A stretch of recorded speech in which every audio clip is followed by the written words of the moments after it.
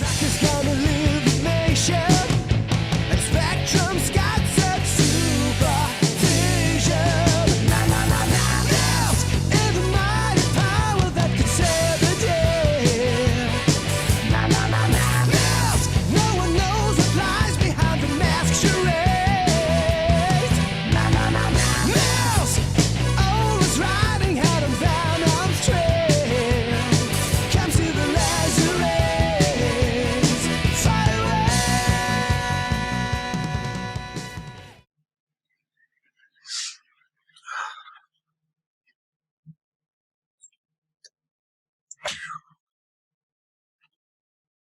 Hey, you are making it hard to sleep. So this is all gonna be yours one day. But for right now, it's still mine. Keeping it warm for you. Let's sit down and check the computer here. Bill, are you there? I'm ready to chat. Oh, crap, I must have started the meeting last night. I need some sleep. Hey everybody, it's Bill from Matt-Trakker.com, and welcome to this episode of Behind the Mask. Now, I have a special guest with me today, and during the intro of the episode, she's been waiting for a long time, and I'm sorry to keep her waiting. So, Lisa, how you doing? Doing good. How are you, Bill? Tired. Newborns. People warn you about being tired, but Yep. they don't really. It doesn't really kick in until you actually are exhausted. And I believe you have a child, right? Yes, I do. I have a son. He's 4 years old. So he's old enough now where he could probably start watching Mask. Yeah, so even to say I tried, but he's kind of was interested in like Blippi or something else on YouTube, and I put Mask on one time. He's like, "No, not Mask." So I'm working towards it. It will happen one day. I hope so. With my son being recently born, I've been steadily thinking about how I'm going to introduce him to Mask, Batman, everything basically behind me here. Real Ghostbusters. I want him to have the toys that we had growing up, and I don't want him to have the cheap plastic stuff that's out there now. I want those nice metal toys you can throw at people that really hurt them. That's what I'm hoping to give him. And I talked about it, like donating this if I didn't have a kid at some point, just donating to like a toy museum, all this stuff. But luckily, he gets to inherit it now someday. I just don't know the appropriate age to force your kid to start watching something, I guess. Well, my one advice to you is don't give him anything that's fragile, because I did try attempt to do that. I took some of the suggestion of letting my son play with some of my Mask toys, and I'm like, oh yeah, this is neat, but he's not delicate with them, and they already broke the spoiler off the Goliath, glued it back on. Of course, I broke it a second time because I can barely reach my collection myself. So, and then, he's looking at my collection, and he even I said, look at Mommy's Mask collection. He's like, I'm going to play with that when I'm older. I'm like, I'm glad we agree. You're going to wait till you're older. You gotta wait till you're married in order to play. That's funny that too, because I do have a niece and nephew, and when I was at the house I was renting prior to this one here, I had stuff on display, and my niece and nephew knew it as Uncle Bill's toy room, even though it was my office. Mm-hmm. So they would come in and be like, am I allowed to touch this? I'm like, yeah, go ahead. If there's something in there that I don't want you to touch, like, I'll tell you. Like, don't touch the dog stone autograph Thunderhawk. But everything else, go ahead, go nuts. It's a collection, but it's meant, like, I don't like the box stuff. It's meant to be played with. It's meant to be, that's how I remember it. I remember tangibly holding it and playing with it when I was a kid. So it means more to me that way than it does to get something in a box. But the spoilers, like, they break off of every one of them. Even if he sneezed on it, it probably would have broken off. Especially when Goliath, his clasps are really tiny. Mm-hmm. So you mentioned your collection. What do you have in your collection currently? Let's see, because I have it all above the computer, like I said, out of my son's reach. way out of my reach. I have a manta, I have a condor, I have a gator.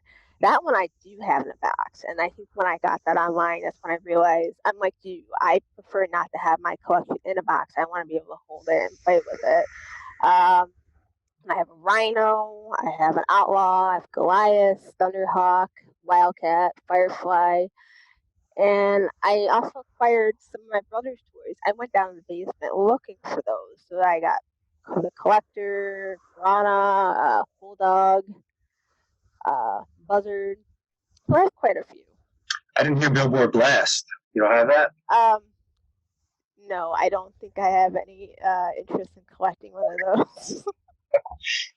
People give me a hard time because I hate it so much. And people are like, well, it flies. I'm like, I don't care. Billboard. It's not really not a good toy. Get that one last if you can hold off. If I do it, that will probably be at the end of my list. That's cool. You'll take a picture and so I can post it in the video as you're reading that off, so I can see what we have. Do you have? Is there anything else that you collect? I do have Masters of Universe. I was collecting the 2000 line. I was primarily doing that because I was trying to get the cartoon going to the point where they would add She-Ra. I mean, it didn't happen. I got a Comic-Con exclusive. I have two of them. But yeah, I was collecting Masters of Universe. I have two Silver Hawks, primarily because I was rewatching the cartoon at the time.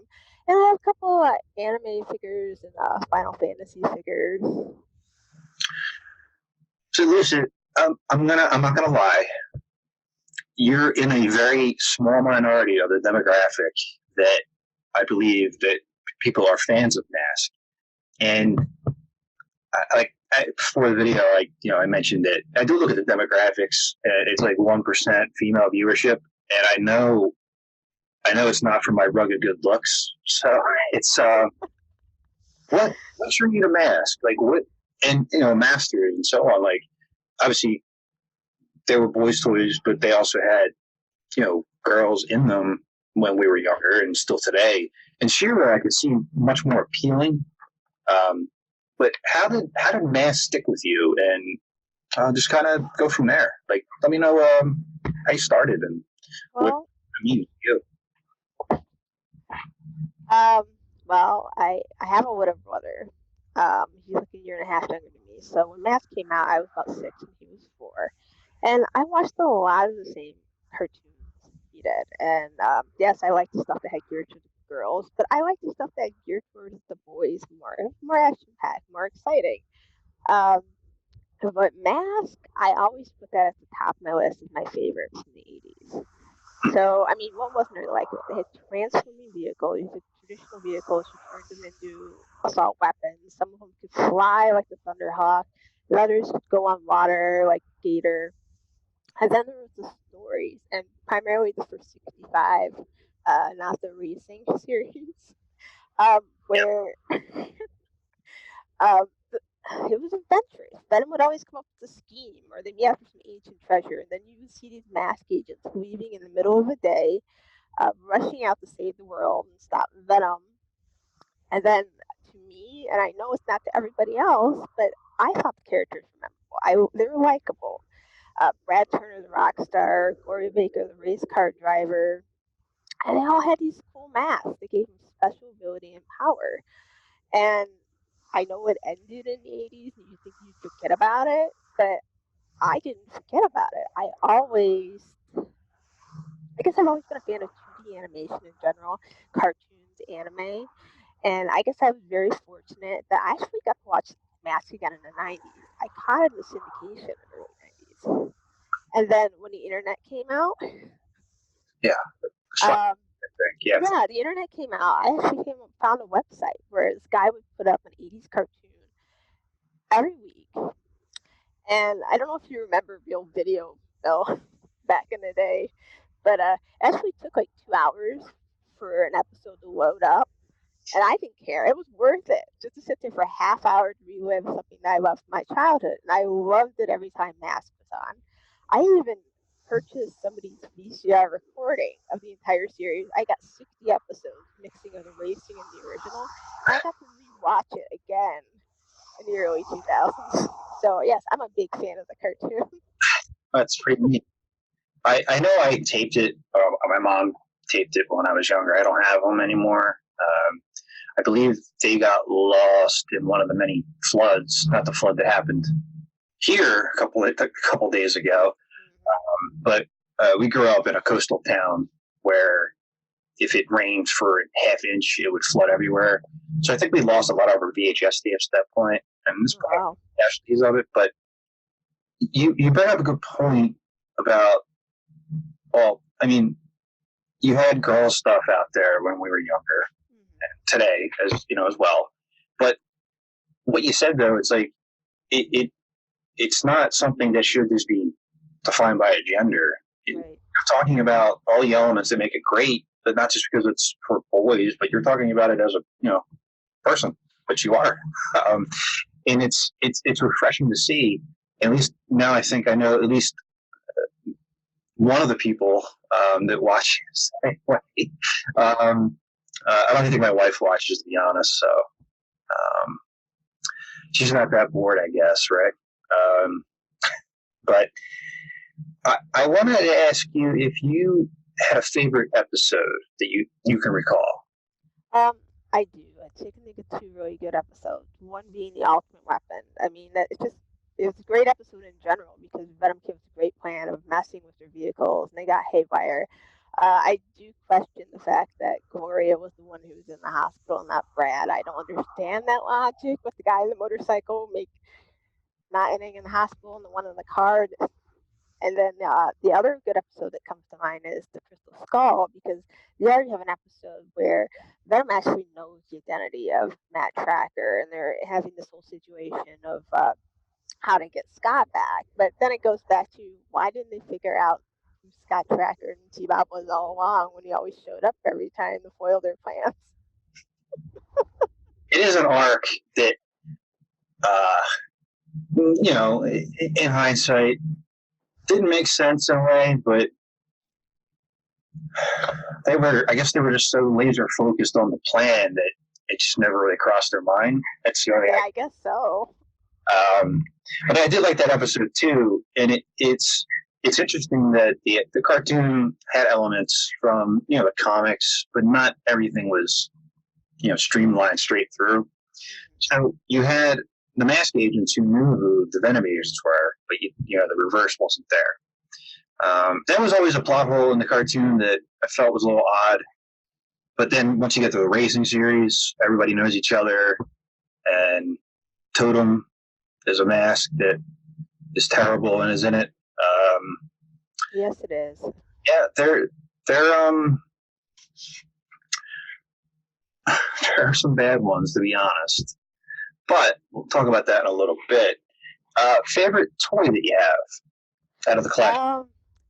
I mean, before it was Thunderhawk, and then I just started collecting again. And I have to say, I really like Wildcat and Goliath. I guess I'm just having a lot of fun shooting this little battle. Goliath's one of my favorites. It's such a unique toy.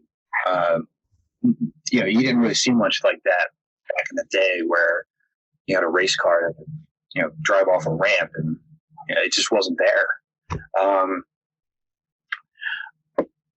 If you had to pick one of the masks that wasn't Spectrum to have, because obviously that has every power, as long as that was going to be my mask to pick.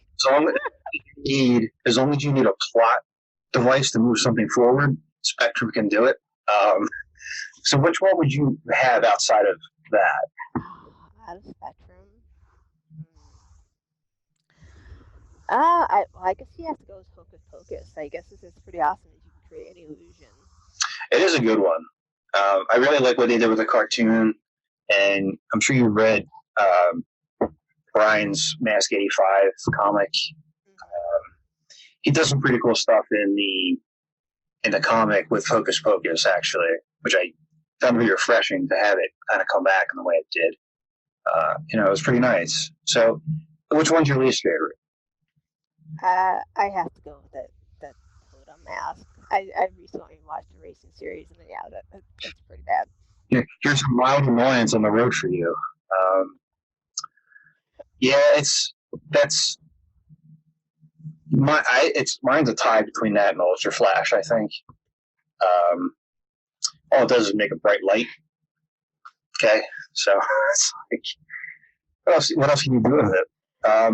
And one of the reasons why I wanted to chat with you, Lisa, is because you're writing your own, like, short stories and fan fictions of M.A.S.K. I just kind of wanted to get, some information about what you're writing about, how it started to come about, and then if you can give a little bit of insight into what you're working on, maybe Hasbro will pick it up as a new cartoon series, maybe, if they're listening, which I know they are, because some other people are subscribed to the channel. So. Oh wow. Yeah. So go ahead, Hasbro will pick it up. Well, let's see how it got me in the fanfic rating. I've actually been doing it since 1999. So wow, 20 years of doing this off and on. Actually, back in 1999, I mean, there were only a couple sites out there, and there was one in particular, only one at the time that had M.A.S.K fanfiction, and that was the M.A.S.K Mindforge. Anybody can Google it; it's still out there. Surprised it hasn't been taken down. But yeah, what? I've been there in a long time. Oh, you've been there, huh?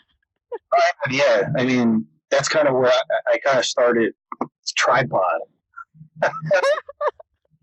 One of the reasons why I started the website was because I couldn't find any good websites, and I just wanted to teach myself web design. But I do remember this one, so yeah, that's.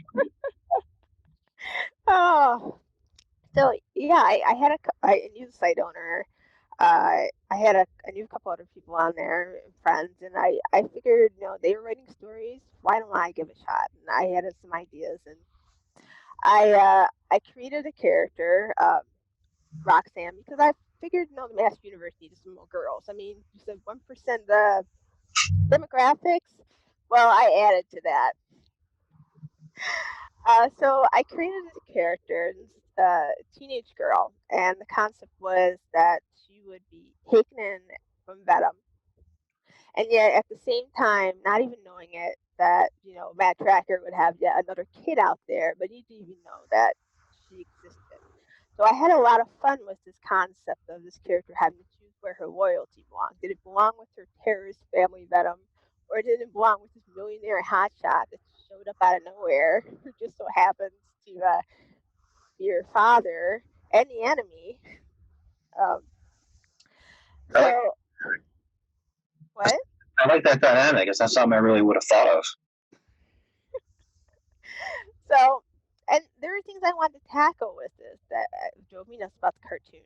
Matt-Trakker is probably my favorite character growing up, and there are things that I wanted to explore. Like he always was a level-headed character. He never had any flaws. I wanted to give him flaws.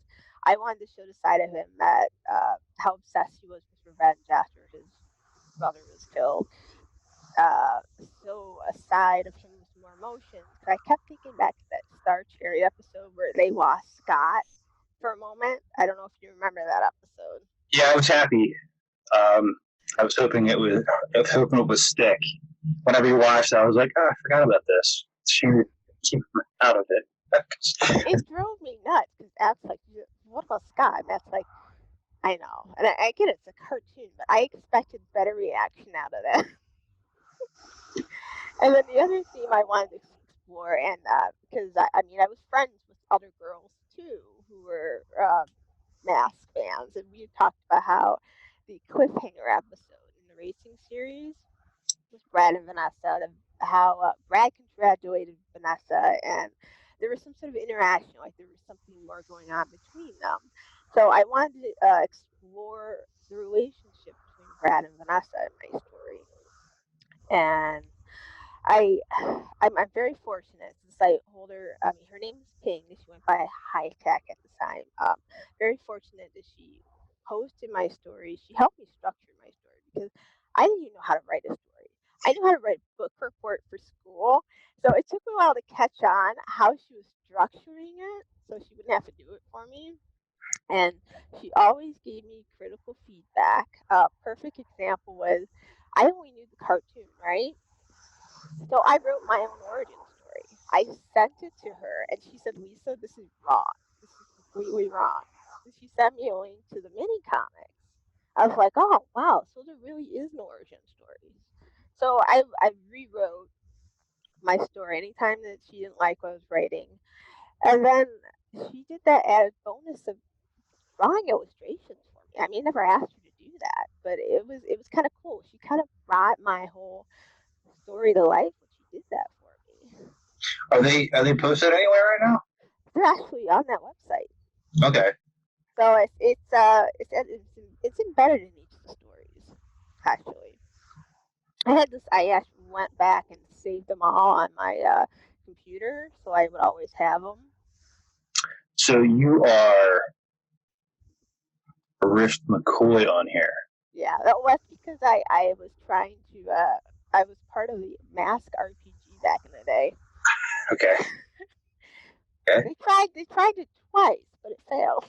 I hear some of the ones you had to say illustrated. Oh, jeez. There's a lot here. All right. Yeah. I'm going to have to read through some of this. I probably read these way long time ago, and I didn't really remember them. But now that I'm seeing them here, I kind of do remember these. It's interesting. I'll have to review them. Do that there. But no, that's awesome. I'm going to post a link for that too so people can read it. I can't believe Tripod's still around though too.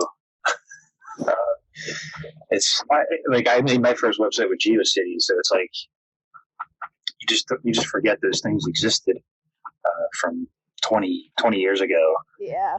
Because wow, that's crazy. 20 years ago. All right, well we have that to talk about. Anyway, what's the title of Blood and Water? Like, where did that come from? Wait, gosh, I think I stole it from Stargate, the second episode of Stargate. I thought it goes to the concept of blood is thicker than water, and that's why I like it's the whole theme of having the loyalty between who do you trust, your blood relative or. Okay. And let's see. So yeah, I finished that whole first story, and then I just wanted to keep going, and then Ping had told me that she didn't want to run her site anymore. No, you get it, because everybody moves on and does other things. And so I had to take my story elsewhere, and I didn't know where to go because nobody else had a website that had fan fiction. So I went to FanFiction.net, and I read the little stipulation on there that says you just got to email them and they'll add a category. So that's all it took. I added the category in there in the M.A.S.K fan fiction, and I just think it's awesome. When I go in there, I'm looking at it today. There's like 94 stars in there. And it makes me wonder if anybody else would have came along and do that. I don't know, but it's just sweet that there's 94 stories and other writers out there who contributed. And I guess let's see. I'm pretty bad that I didn't finish my second story before I started the third. Because I started working with a friend of mine. Her name's Darcy. And she came up with another character, and that character would be the daughter of Brad Turner and Vanessa Warfield, going back to that relationship. And we had talked about her character, and we had talked about, well, how would this work out? Well, Vanessa's not exactly the motherly type. So she would literally take that baby and drop it on Brad's doorstep and say, hey, go take care of your kid. That was So that's cool though. I'll have to give this a read, and if you want to, I can post them on our website. oh, sure. Yeah, I could send it. For exposure over. Some of those stories. Yeah, we know a whole bunch. So yeah, the third story we did was Warfields, and it was a whole collaboration between bringing our two characters together, and we had so much fun with that too. We went on to a fourth story, and we added a third person in. So now we have three writers, my friend Vanessa too, and we're just passing these stories stories off back and forth via email, each one adding additional plot points, sprucing up whatever somebody else is writing. And we're just having a ball writing and playing with this whole M.A.S.K universe. I mean, it's not ours, but it's fun to play in. And so my friend Vanessa, she gave Dusty a whole family. And then, I mean, I kept adding girls. I had to add a guy. So I ended up giving Miles Mayhem a son too, called John Mayhem. And a lot of times with these brainstorming sessions, we just came up with some silly ideas and we work around it. And the fourth story, I called it Daddy's Girls. And it was a fun concept because we were like, what would happen if Buddy Hawk was on an undercover mission? Because that's his job. He's undercover. He's supposed to bring in the intelligence. And then these three girls just show up and completely blow his cover.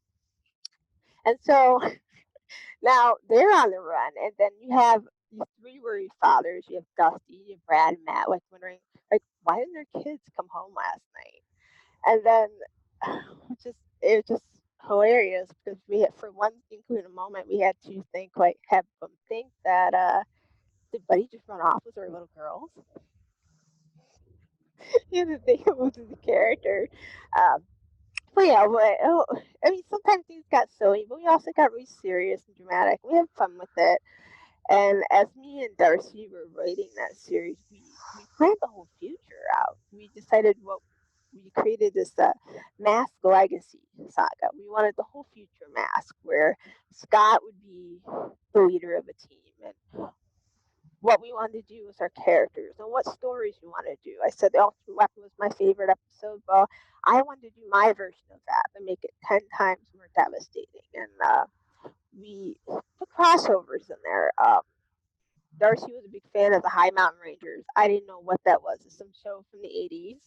Yeah, I'm not familiar with that. Yeah, I wasn't familiar with that either. I totally let her take the lead on that. And eventually we crossed over with G.I. Joe too. It wasn't in the original plan, but it worked out. So yeah, we were doing that off and on. Like I said, starting in 1999. And I think the last chapter I put out in that whole saga was back in like 2014. I feel kind of bad. I didn't finish my last chapter, Bill. I've been thinking about it. You need the right inspiration, I guess. But it's funny that you said like crossing over with G.I. Joe. I guess that could be a good segue into the IDW line, the comics. I don't know if you had a chance to read them. Oh yeah, I've read them. Give us your take on like the story they went with. What did you think of it? The comic? The crossover and the comic. Like how did you feel about it? I don't know if I was a really big fan. I mean, I guess with the Revolution comic, I mean, I get the Transformers, G.I. Joe. I didn't know anything about ROM. I didn't know anything about the Micronauts. So why do you gotta merge everything together? I mean, isn't there? I think I just saw on the internet they're merging My Little Pony and Transformers. Did that make sense to anybody? So I too, a little confused by that.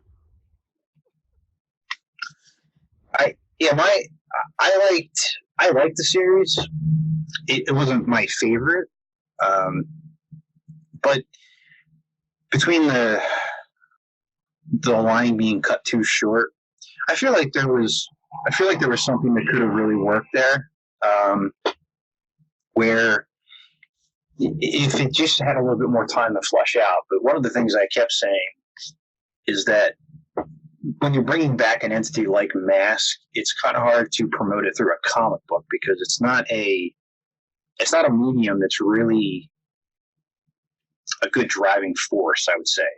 So you're bringing something back that had a decent following in the mid '80s, but you literally did nothing with it for 30 years plus, and all of a sudden here's a comic. Okay, I don't remember this if I'm a normal person. I'm not normal, so I was dying for it. But if you're a casual fan, you're probably not going to pick up a comic. You want to see it on YouTube, or you want to see something like that where you can just hop onto it and watch it or listen to it. So I think that was a kind of its downfall. A lot of people hated the way that they changed, races and ethnicities. I mean, I didn't mind it. I mean, I think I was just happy to get something. But to your point, comics is not the best medium to do that with. And I was kind of disappointed it ended only with a couple issues. I still wanted some more. Yeah, I think there were, trying to remember, I think there were like 7 issues where there was crossover stuff where they appeared a little bit. And I think the main line it was either 10 or 12, if I remember correctly. Yeah, I mean, it worked. I liked that everybody knew each other in the comic. I liked it. Well, I mean, they eventually figured out who was who. I think it made for a better story because you know the weaknesses of the people versus you know the people themselves, and you can exploit that weakness on top of the agents themselves too. So it was I don't know if I would call it a failed experiment, but I was happy to get anything new. And we keep seeing things about the movie that Hasbro and Paramount are doing a movie about this. And we had a reference of Calvin Burns in the Bumblebee movie, and there's supposed to be this tie-in somewhere. But we don't have anything yet. People ask me all the time that, they ask when's the movie coming out? I don't work for either one of those companies, so I don't know. But I do know that the director, F. Gary Gray, he was working on one of the Fast and Furious movies at the time when it got a little bit more press. And I think that wrapped up. So maybe he's amping up now to take a look at that. I know some of the people that work for his studio are following me on Twitter. So hopefully one day I'll get a message saying, "Hey, bro, we need you as a resource," or something like that. That'd be awesome. But it would be nice to see. But if they do a live action movie, do you want it to kind of follow the origins of M.A.S.K as we know it? Kind of like, the origin of Batman, essentially, just their own take on it. Or would you rather have it just be something different, where it's not an origin story, maybe it's already set, but I feel like we need an origin. I mean, what do you think about that? I think you need a little bit of origin, but it doesn't need to be full blown. I think you could do like a flashback moment or something like that if you needed to explain it. But I see a lot of potential in this, and I hope that they do go through with the movie and it doesn't sit in development hell, like I know it has happened with a couple of things. But I see this as a good potential, not only to get the everyday M.A.S.K fan, or even the few people who might remember it if they see a Thunderhawk, but to gather new fans. I mean, who doesn't want to see transforming vehicles have M.A.S.K that have powers? I mean, it would be an awesome action movie, and I think Hasbro would be complete fools to sit on such a wonderful opportunity that could make them money. So, yeah, I know they like money. I would think that would be a driving force. yeah. A Fast and Furious type movie, not saying like those, would be pretty good to go with, because you have that action with the vehicles, and obviously maybe a little bit better acting, a lot better actually, and I think it would work. Who would you want to see in the movie? Characters first, and then who would you want them to be played by? Wow. I don't know if I can answer that one though. I have never really thought about that. Well, do you think there should be like 4 each on each side? Do you think there should be like the cartoon where there's like 7 M.A.S.K agents and 3 Venom agents most of the time? I thought about it a little bit, and I would want them to focus on a couple main characters, maybe have some ancillary characters around where you kind of give a nod to them. Maybe they're going to be in the future. but I think like 4, 5 each side, maybe. Yeah, sticking with the traditionals for sure. Yeah, Ones from the original. thinking, and a lot of people, when Agents of M.A.S.K put out their poll a couple of years ago, they polled people like, who do you want to play Matt-Trakker? And it was like Aaron Eckhart. Well, where do I work now? They need to go a different avenue on an actor. Brad Turner was Bradley Cooper. That might still work, maybe, but you need a cast of unknowns. I think one known veteran actor somewhere in there in the mix, but a cast of unknowns to grow with, I think, would be a good way to go about this. Cost the studio less to produce it. True. It gives us a chance to get behind somebody. Maybe they bring in somebody for like a Nash Gory role where maybe they turn Nash, maybe he's good at first and they turn him bad, or like Buddy. Maybe Buddy was an agent for a different government, like maybe it was like Russia or something, like, and they bring him in. There's a lot of things they can do. They just need the right actors to do it. And I don't know what the actual status is. I know they have writers attached to it and the director, but that's as far as I know. They did do the trademark renew, and it mentioned a cartoon in it. Would you? I mean, obviously the answer is yes. Would you want a cartoon back? Oh yes, definitely. What kind of style would you want it in? I would say serious. I mean, I look at how they rebooted Masters of the Universe, and they rebooted Thunderhawks. I mean, we're talking about early 2000s, not that thing that they're putting out there. The Thundercats Roar. I've not seen that, but I would expect it to be some sort of serious style of animation. And if it needs to be computer animated, it needs to be computer animated. That's fine too. Yeah, I don't know. I don't even know if any place nowadays does sell anymore.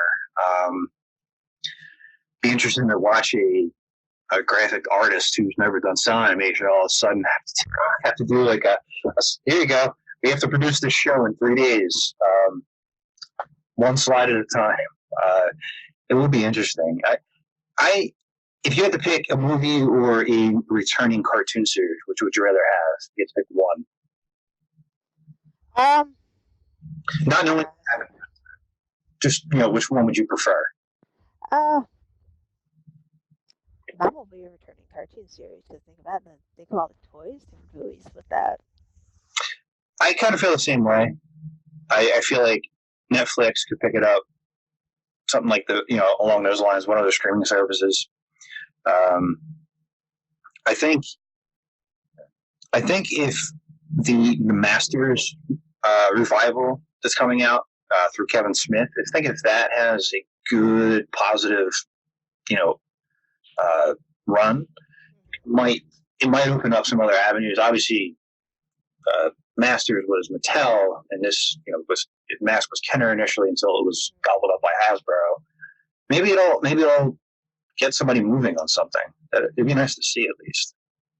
Yeah, I hope so. I'm hoping the same. If you had to pick one of the toys, you have to get rid of all of them for no really good reason other than you have to. You can only keep one. Which one are you keeping? You can keep the figure too. And if I keep figures, then that's 2 figures. Use it to your advantage. So let me can you say the question again, because I didn't fully catch that. Not a problem.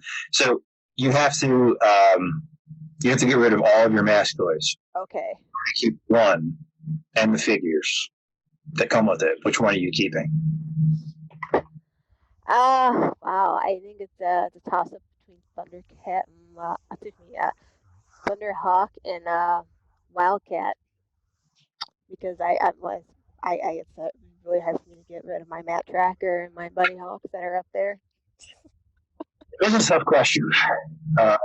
It's a question that I could see myself keeping Thunderhawk if I had to get rid of everything else, because it would be the piece that I would hold, fondest, I guess. Which M.A.S.K agent was your favorite, or is your favorite? I have to say, to be honest, yeah, it would be Matt-Trakker, and the reason why that is because I think back to when I was a little girl, and I saw him as this white knight figure in this fiery red Camaro. You'd always rush down to save the day. Like you said, it's Spectre Mask can do anything. I think I have like 7 Matt-Trakkers in my room. So yes, Matt-Trakker is definitely. I don't know if I have them all. I have a few.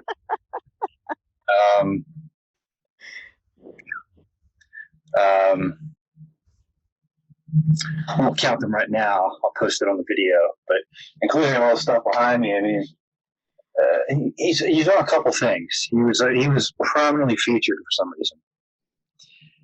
Which M.A.S.K or which Venom agent is your favorite? Favorite? Oh, I have to go with Vanessa Warfield. She's got such personality. Yeah. She's an awesome mask and a vehicle. Yeah. No nonsense, straight to the point. We like her character a lot.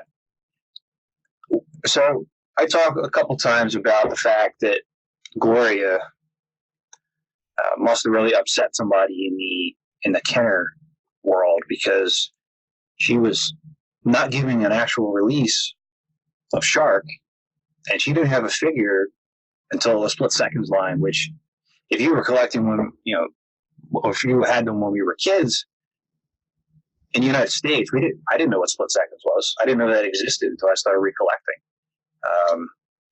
Same here. I didn't realize it until I was on the internet. I always found it to be odd, because she was prominently featured in a lot of episodes, and so was Shark.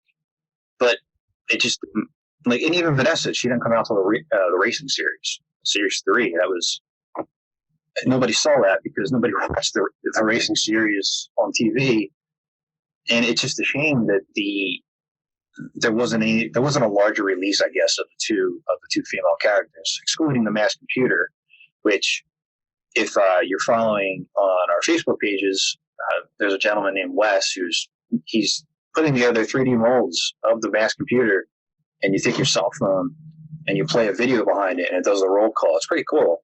So it's got Sharon Noble's voice doing it. It is pretty neat. But did you think about that when you were younger? Like, hey, where's Gloria? Or is that something that really you only maybe thought about maybe later on when you were recollecting? Oh, later on collecting, because I didn't start collecting until I was actually writing, and it goes back to when I wrote that origin story. I realized I didn't know everything about M.A.S.K. So I went out there on eBay getting books, comics, getting the toys I wanted. Obviously, Thunderhawk was the first one I got. So I think it was disappointing I didn't see Gloria. I didn't think I really realized that Gloria was released with Stiletto. I think it's neat that there is a lot of people out there trying to do customs for Gloria. I'm totally down with getting one of those. Yeah, there's a gentleman named James who is the runner of the M.A.S.K Shark Customs Facebook page. I forget the exact name of it, but my page follows it. And he does a really, really great job on doing customizations. He did, I recently sent Dwayne Kennedy and T-Bob out to get painted because my hands aren't steady enough to do it. He took it on and happily obliged. He's the one who did my customs of the figures for Ramp Up and Thunderball. And he posts Sharks. I think there's actually one up now. At the time, every time it comes up, I'm like, damn it, I can't buy that right now. There's a lot of detail in it, and it'll be a great display piece, but I'm holding out for it. But I do hope you get one, because it would be, I hope everybody gets one, to be honest. And if they ever do release a new toy line, I would hope that they would rectify that. I don't know if they would do old molds of the toys. I doubt they exist anymore. But you never know. And before we wrap up, I wanted to open up for you. One, if there's anything else you wanted to talk about, let me know. And two, if you have any one question for me to answer, feel free to ask, and I'll try to answer it to the best of my ability.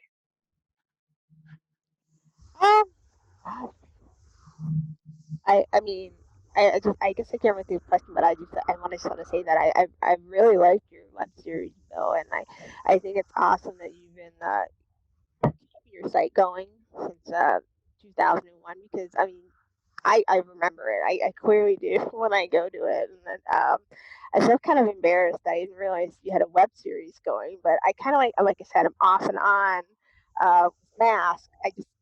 When I get back into writing, I just Google and see what's going on, and it just surprises me how much fan stuff is out there. I appreciate that. It's hard to self-promote things on the internet. Doing the best I can. I wish there was a way to do it a little bit more effectively, but I started doing this just because I wanted to help,